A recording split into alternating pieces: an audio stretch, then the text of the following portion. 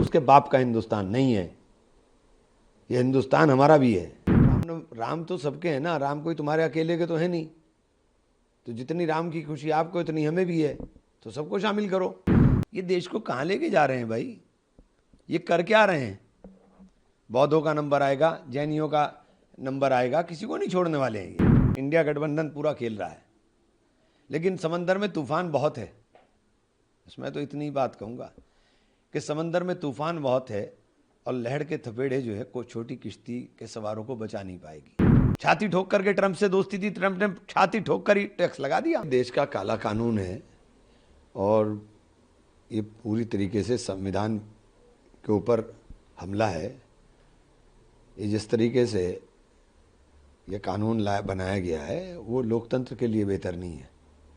एक बहुत बड़ी आबादी का आप गला घोट देंगे, ये अच्छी बात नहीं है। बिहार के सिन्हा उन्होंने कहा कि सदन से जो कानून पास हुआ है उसका विरोध करने वाला देशद्रोही होगा, उसे जेल भेज दिया जाएगा। तो इमरजेंसी में तुम जेल गए थे ना, इमरजेंसी तो लगी थी, क्यों विरोध किया था? तो कह रहे हैं उनका बयान है कि ये पाकिस्तान नहीं है, ये हिंदुस्तान है, नरेंद्र मोदी की सरकार है और ये हिंदुस्तान है, ये उसके बाप का हिंदुस्तान नहीं है, ये हिंदुस्तान हमारा भी है। बंगाल पुलिस ने प्रतिबंध लगाया था कि रामनवमी का जुलूस नहीं निकाला जाएगा, लेकिन उस आदेश को पलटते हुए कलकत्ता उच्च न्यायालय ने प्रतिबंधों के साथ जुलूस निकालने की इजाजत पश्चिम बंगाल हावड़ा में दिया है। इसके अलावा देश में कुछ नहीं बचा क्या खुशी के साथ नहीं रामनवमी निकाली जा सकती? क्या पूरे प्रबंधन के साथ रामनवमी की खुशी नहीं निकाली जाएगी? रामनवमी में नफरत की बातें क्यों करते हो जो दूसरे को दिक्कत दे? अरे रामनवमी में दूसरे लोगों को भी शामिल करो ना, तब खूबसूरती लगेगी रामनवमी की भी। तो राम तो सबके हैं ना, राम कोई तुम्हारे अकेले के तो है नहीं। तो जितनी राम की खुशी आपको उतनी हमें भी है, तो सबको शामिल करो। मेरे यहाँ रामनवमी का जुलूस निकलता है, उसके रूट के ऊपर एक भी घर सिंगल घर भी नूरी मस्जिद से शुरू होता है और पूरा निकलते हुए चला जाता है, कोई घर उसके ऊपर हिंदुओं का नहीं है। मुहर्रम का जुलूस निकलता है डाकाने वाली मस्जिद के कोने से और वो पूरा निकल करके मंदिर के ऊपर ख़त्म होता है, एक भी घर मुसलमान का नहीं है। यह है सौहार्द, यह है देश। उसके सारा कमेटी के रामनवमी के जुलूस में कमेटी के आगे मुसलमान प्रबंधन करते हुए चलते हैं, मुहर्रम के जुलूस के आगे हिंदू प्रबंधन करते हुए चलते हैं। ये हिंदुस्तान क्या बना दिया इन्होंने हमारा। लेकिन जिस तत्परता से कांग्रेस के बिल को लेकर लड़ते दिखे, राहुल गांधी ने सोशल मीडिया प्लेटफॉर्म पर कहा कि मुसलमानों की जमीन के बाद अब आरएसएस की नजर ईसाइयों की जमीन पर है। कल ऑर्गेनाइजर का आपने पढ़ा नहीं क्या? ऑर्गेनाइजर में तो लेख छपा है। हमारे पास तो ये बता रहे थे 39 लाख एकड़ ज़मीन है। गृह मंत्री जी बता रहे थे, मुझे नहीं पता कहाँ से कौन सी सोर्स उनके पास थी, और वो साबित नहीं कर पाएंगे क्योंकि वो या तो वो गलत बोल रहे, आज गलत बोल रहे, या कल जो उन्होंने एफिडेविट दिया है सुप्रीम कोर्ट में सरकार ने वो गलत था 2021 में। अब उनके लिए कहा है कि कैथोलिक के पास 17.5 करोड़ एकड़ लैंड है, 17.5 करोड़ एकड़ लैंड है। अभी उसके बाद ये मंदिरों की भी, चूँकि बड़े बड़े मंदिर हैं, मंदिरों के पास बहुत है, उनके ऊपर भी जाएगी इंतजार। आर्य समाज की बहुत बड़ी संस्था है, उसको कब्जाने के लिए, उसको हथियाने के लिए, अपनी विचारधारा थोपने के लिए तैयारी होगी। ये देश को कहाँ लेके जा रहे हैं भाई, ये कर क्या रहे हैं? बौद्धों का नंबर आएगा, जैनियों का नंबर आएगा, किसी को नहीं छोड़ने वाले हैं ये। आप लोग नीतीश कुमार को लेकर अलग राय रखते थे, लेकिन कल प्रेस की हुई उसमें मुस्लिम लीडरशिप वक्त पर कुछ बोलना चाहते थे लेकिन उन्हें बोलने नहीं दिया गया। नहीं तो एक बात तो बताइए, नीतीश जी ने तो पलटी ऐसी मारी है कि जिंदगी की आखिरी पलटी है उनकी, बस अब पलटी मारने लायक नहीं बचेंगे वो। सवाल सर ये है कि एक बने हुए कानून को कोई, जैसे तेजस्वी यादव ने कहा कि हमारी सरकार आते ही इस बिल को हम कूड़ेदान में फेंक देंगे। हाँ तो क्या हुआ, जैसा आपने करा वैसे दूसरे भी कर सकते हैं। कोई आप ही फन्ने खा थोड़े ही है कि आप ही फन्ने खाएं, आप ही जानते हैं काम करना, दूसरा भी तो काम करना जानता है। मतलब क्या है, संसद का मतलब क्या है फिर? किस चीज़ का? संसद में अगर तो आप फेडरल स्ट्रक्चर खत्म कर देंगे क्या? आप फेडरल स्ट्रक्चर को खत्म करना चाह रहे हैं क्या? लैंड जो है लैंड कंसर्न मैटर जो है वो स्टेट के मैटर हैं। आप फेडरल स्ट्रक्चर खत्म कर देंगे? कोर्ट का रास्ता तो सबके लिए खुला हुआ है, वो भी पाबंदी है क्या? या उसके ऊपर भी कोई कानून बनाया जाएगा कि सुप्रीम कोर्ट वही जाएगा जिसे सरकार चाहेगी? ये लोकतांत्रिक देश है भाई।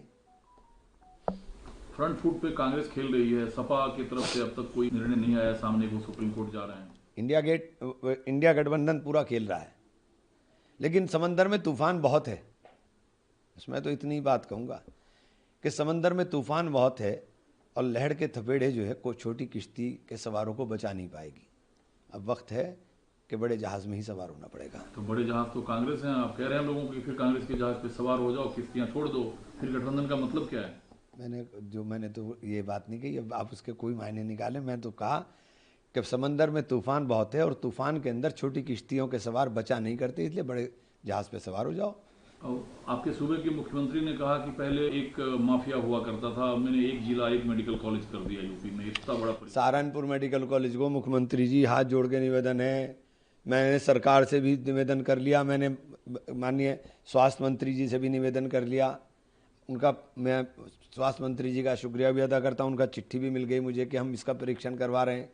लेकिन मुख्यमंत्री जी 8 साल में उसके अंदर बिल्डिंग खड़ी है, डॉक्टर नहीं है, मशीनें नहीं हैं, मेडिकल कॉलेज नाम का है।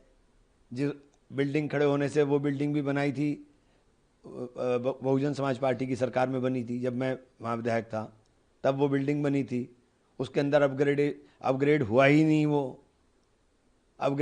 नहीं, वो जब से 15 साल बाद तो अब अनुरक्षण का पैसा मिला उसका, कि उसका अनुरक्षण का पैसा मिल जाए। तो ऐसे मेडिकल कॉलेज का क्या फायदा है जिसके अंदर मेडिकल ही ना हो? क्या संघ को आतंकी समूहों या आतंकी गतिविधि रखने वाली संस्थाओं से तुलना करना सही है? देखिए, मैं संघ के बारे में ये विचार नहीं रखता हूँ। संघ के बारे में मैं ये विचार इसलिए नहीं रखता हूँ कि संघ के लोग जहर तो बोते हैं, लेकिन वो बौद्धिक जहर बोते हैं। नफरत तो बो दी उन्होंने, ये सब उन्हीं की दिखाई दे रही है। निर्मला सीतारमण को लेकर कुछ चीजें चल रही थी सोशल प्लेटफॉर्म पे, उन्होंने खंडन किया और कहा कि 1 लाख करोड़ रुपए 2024 के चुनाव में खर्च हुए हैं। वन नेशन वन इलेक्शन होने से 1.5% जीडीपी भारत की बढ़ जाएगी। इन्हें पता ही कुछ नहीं है। निर्मल नाथ जी तो जो समझ में आता लिख करके आता है वो पढ़ती रहती हैं। ये लोकतंत्र को खत्म करना चाहते हैं क्या? ये चाहते क्या हैं? इनका राज रहे बस, जो अपने मित्रों को बांटना है इनको बांटते रहें, राज अपना करते रहें बस, और इसके अलावा क्या चाहते हैं? देश में चर्चा तो है वन नेशन वन इलेक्शन की। अब ये तो कुछ भी कर सकते हैं ना। अब संख्या बल के आधार पे आप किसी को भी कुछ भी कर दो।